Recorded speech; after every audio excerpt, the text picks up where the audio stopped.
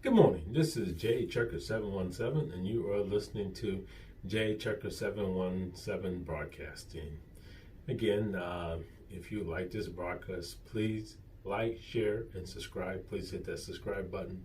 Okay, good morning, and I gotta have my morning coffee. Can't start without that. All right. We are talking about today the Trump administration signs an executive order giving federal agencies tremendous power to cut regulations. Okay, this was put out yesterday, actually. He just signed it. Again, I talked about it on the previous broadcast of how truckers are complaining about rates.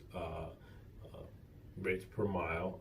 They're also complaining about freight and the cost of delivering the freight, and that was one of the reasons why they were blowing horns on the White House lawn to complain about the unfair rates and price gouging that's going on, where the broker and the trucking companies are getting higher prices, but they're not passing it on to the drivers and the freight rates. This And one of the other things we were talking about was also the regulations. And they just changed the regulations. It didn't seem like it helped too much of anything. Matter of fact, they did extend the hours for essential freight, but just delivering normal freight, they did not extend the hours, which again, look, I'm running out of toilet paper. Truckers, can you do me a favor?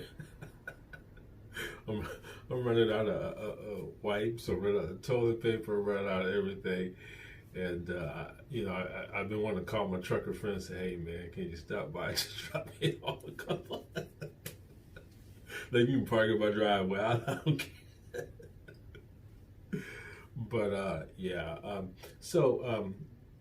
with this regulation, this is a very positive sign, and he sent it to the U.S. Department of Transportation Secretary Elaine Chao directly. Again, this was signed yesterday. Let's read it. On Tuesday, President Trump signed an executive order intended to speed economic recovery by cutting unnecessary regulations. During a Tuesday cabinet meeting, Trump signed an executive order instructing federal agencies to slash all unnecessary regulations that impede economic recovery. According to the White House, the executive order will direct federal agencies to identify regulations that can be temporarily waived to promote economic growth. The order then asks the agencies to determine whether any of the hundreds of regulations that were previously suspended due to coronavirus could be suspended permanently. I am directing agencies to review the hundreds of regulations we've already suspended in response to the virus and make suspensions permanent where possible. Moments before Trump signed the executive order, he addressed the U.S. Secretary of Transportation, Elaine Chao, directly. He said, Elaine, you can do things that nobody would believe in your Department of Transportation, so good luck. I'm signing this. It gives you tremendous power to cut regulations. If a bureaucratic rule needs to be suspended during a time of crisis to help the American people, we should ask ourselves if it makes sense to keep it all, said Acting Office of Management and Budget Director Russ Vaughn explained. The Federal Motor Carrier Safety Administration, FMCSA, suspended hours of service HOS regulations for truckers hauling certain supplies in all 50 states shortly after Trump declared the coronavirus to be a national emergency in March. The HOS waiver has been extended twice and now valid through June 14th of 2020. This is not the first time that Trump has signed an executive order aimed at deregulation. January 2017, he signed an executive order reviewing lawmakers to eliminate 2 regulations for every regulation enacted in federal agencies. Okay, again, what this does is give the Department of Transportation full power to change regulation, and I'm hoping that the hours of service regulation is something that they're going to look at and change to give truckers more time to get freight down the road. Again, it's just like every other job. When you're needed, you have to kind of burn that night oil, get you an extra cup of coffee and get things down the road. I know experienced truck drivers will, I don't have a problem with them. I know truck drivers been driving 15, 20 years, and they're like, look, man, I can drive 15, 16 hours and I'm good. I know when I need to pull over. It's just the younger truck drivers just getting into business. Like when I was first getting into business, I had to learn where my stop times were and things of that nature. So that's the truckers that you worry about the most, is the ones that are just getting in. Not to pick on the younger generation, but the younger truck drivers, because they tend to think they're invincible sometimes. But you have to kind of guide them a little bit more. So, but that's what we're looking at, and I hope those hours of service change so truckers can have more time to get freight down, because it's something that a lot of the associations talk about, is that it's more dangerous for us to be trying to get stuff from one point to the next real quick. We're driving more dangerous that way. So give us more time. So again, all right, what else is going on? 3 months after the fatal tanker explosion in Indianapolis, repairs are nearly complete. The Indiana Department of Transportation says the crews are almost finished with road repairs in wake of the jet fuel tanker crash and explosion that occurred in Indianapolis in February of this year. The INDOT says that the I-465 southbound to I-70 eastbound ramp is currently closed as road crews make final repairs to the infrastructure damaged by the fire earlier this year. Okay, and that was a pretty big crash. A tanker exploded on that. And I'm from Indiana, so I've been to Indianapolis quite a bit. And they had that I-465, which completely goes to circle all the way around Indianapolis. And I-70 just goes straight across east to west, I think it is, east to west. And so there was a tanker on that bridge, and it exploded, and looked like they got it back up and running, which is a good thing. I hope everybody was good. All right. Possible turn-up throws from overpass smashes semi windshield. Illinois police are investigating a report of an item believed to be a large turn-up that was thrown in a semi-truck from an overpass on Monday. The incident occurred around 12:15 a.m. on May 18 near Linden, Illinois. So if you're traveling near Linden, Illinois, be careful, because they're throwing crap off the ramps. Truck driver Scott Cole was eastbound on I-88 when someone threw an object off a Yorktown Road overpass at his vehicle. Thankfully, as a truck driver, I tend to be more aware of my surroundings than the typical commuter. So I approached and I noticed a figure in the dark, and my initial reaction was thinking about those who had their lives ended and altered by people throwing rocks over overpasses, but I resigned myself to believing it was just a sign, only for that to change in a split second later. Cole wrote in a social media posting warning other truckers to use cautions in the area. And it hit his windshield and cracked it quite a bit. Cole was able to pull off the interstate at the next exit and call the police. When officers from the Whiteside County Sheriff's Office arrived, they saw that the debris left over from the thrown object was purple, and said it was possibly a turnip that had been thrown at Cole's window, according to the local news outlet KWQC. Cole was injured during the incident. Cole was not injured during the incident. Anyone in information related to the incident is asked to contact Crime Stoppers line at 815-625-7867. All right, so that's a pretty serious thing. I remember I was when I was driving. They teach you to stay in the right lane, and even as you're going through mergers and exits on entrance ramps. And I remember my trainer used to always get on me because I would try to get over. And he says, "What are you doing?" I said, "I'm just trying to get over because there's a car coming." He says, "You're supposed to stay in the right lane." He says, "It's their responsibility to merge in and out of traffic." He says, "You're going a long journey, you're driving 11 hours. He says, you're going to be swerving in and out every intersection. Don't do it." And the next intersection, I was kind of, he looked over at me and I was like, oh God. Because I was about to do it again. Trying to be nice on the road. And you want to be nice on the road, but as truckers, we know, stay in that right line. It's more dangerous to get in and out of traffic. You can't see behind that trailer. You get that blind spot. So make sure you stay in that right lane. And I remember there was a time when I was in the right lane driving, just chilling driving. And I looked over and I had on my truck, on the right side, I had a small little camera, and it had night vision and everything.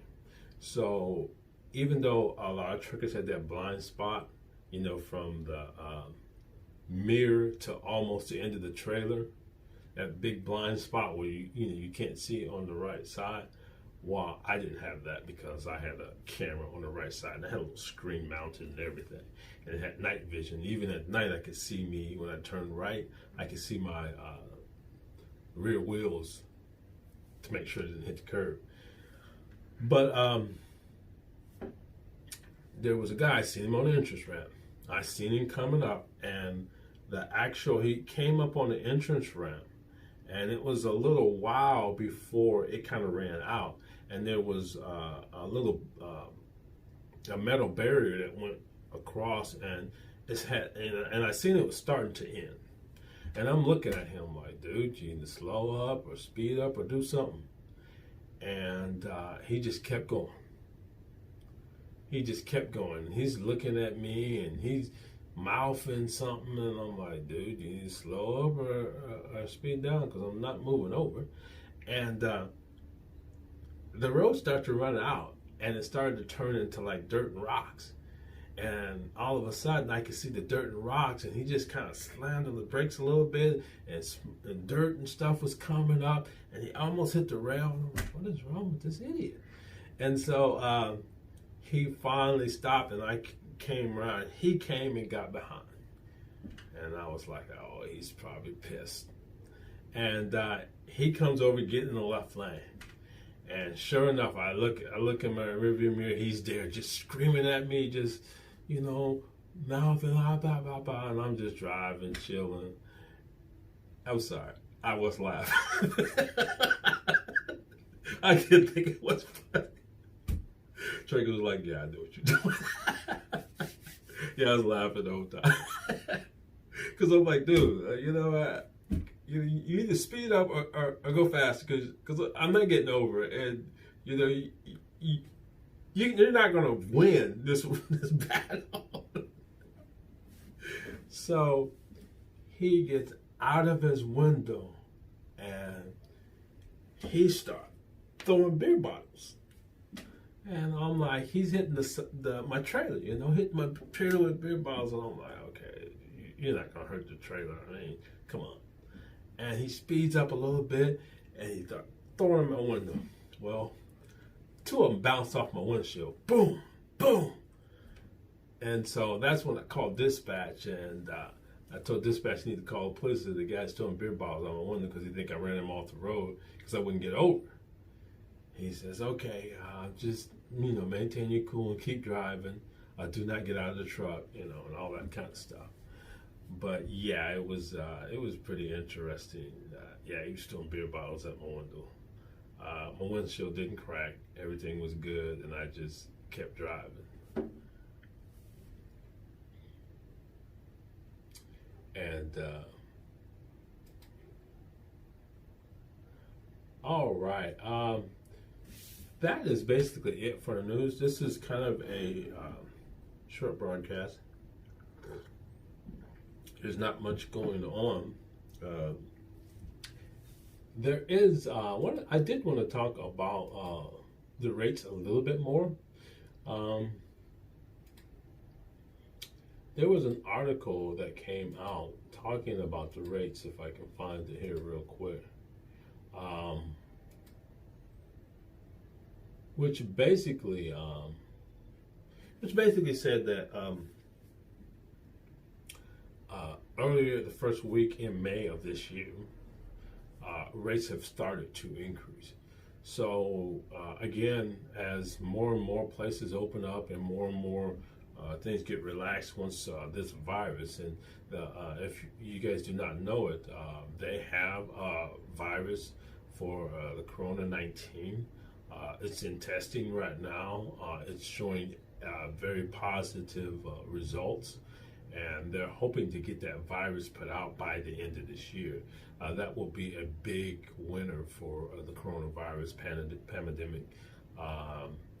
Having a virus that can, make people better when they do catch it is something good, and there's more testing going on. So looks like things are on the upbeat, and that's a good thing. But rates are going to come back. With freight right now, you truck drivers are in a very good spot, especially the owner operators, because they're going to need a lot of stuff on those shelves. Went in the store yesterday, and you're talking about those shelves are bare, bare essentials, bare minimum. So there's a lot of freight that's going to have to be moved, and you're in a good position because, again, there's a shortage of truck drivers. So there's only a few truck drivers that can, and that's why some of the owner-operators is like, hey, you know what, I'm going to take a month or two off. Relax until this stuff goes over, which is probably a good idea. All right, so we know rates are going back up. You will be in a good position if you're not. What we're going to do is Comcar had basically filed Chapter 11. Comcar has 4,500 employees and 4,000 trucks. It has 5 divisions. Apparently, the flatbed CT division is going to be acquired by PS Logistics. But again, I was not familiar with the company called Comcar.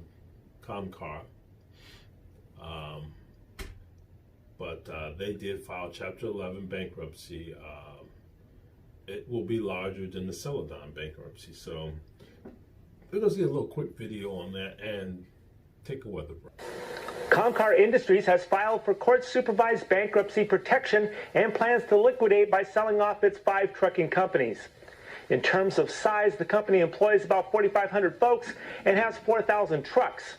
That would make it larger in size than Celadon's bankruptcy. 3 company buyers have been disclosed. Flatbed hauler CT Transportation will be acquired by PS Logistics. Chemical carrier CTL Transportation will be acquired by Service Transport, Inc., and MCT Transportation will be sold to White Willow Holdings, a private equity firm. In a prepared statement, the company said it decided to file for bankruptcy protection to better enable us to find homes for our customers, people, and assets. The statement also said the individual companies will continue to operate during the bankruptcy process. This is just another sad turn of events for the company, as last year, newly appointed CEO Randy Clark died unexpectedly in April. We take a look at the national forecast. Wednesday is a very active weather day. Mid-Atlantic to the southeast, quite a few thunderstorms and mounting rainfall totals that could lead to river flooding between now and the end of the week. Plus, we've also got thunderstorms developing Wednesday afternoon and evening across eastern Wyoming and western portions of Nebraska and South Dakota. Back across the plains, here we go. Thursday, organized clusters of thunderstorms across the higher plains, accompanied by a risk for not just hail, but also some very strong and potentially damaging wind gusts. By Friday, we've still got rain going on across the mid-Atlantic, but at least you'll finally get away from some of the cooler temperatures and join more of the northeast with temperatures 10 to 20 degrees above average. But the wet weather lingers on, but gets spottier come Saturday. In response to COVID-19, Subaru and our retailers are donating 50 million meals to Feeding America to help feed those who now need our help. Love, it's what makes Subaru. All right, that was a weather break, and also we took a look at the video of ComCon, trucking company that filed for Chapter 11 bankruptcy. And again, they had 5 major divisions, about 4,000 trucks, so it's a huge bankruptcy. Hopefully they will get back on track. Again, as I said in the previous broadcast, just because you filed Chapter 11 doesn't mean you're going out of business. It just means you're reorganizing and you have a lot of debt and you're just trying to get a break until you can get back to normal production. All right, that is basically it for this broadcast. Again, as I always say, like, share, and subscribe. Hit that subscribe button. And this is Trucker 717. Peace. I'm out of here.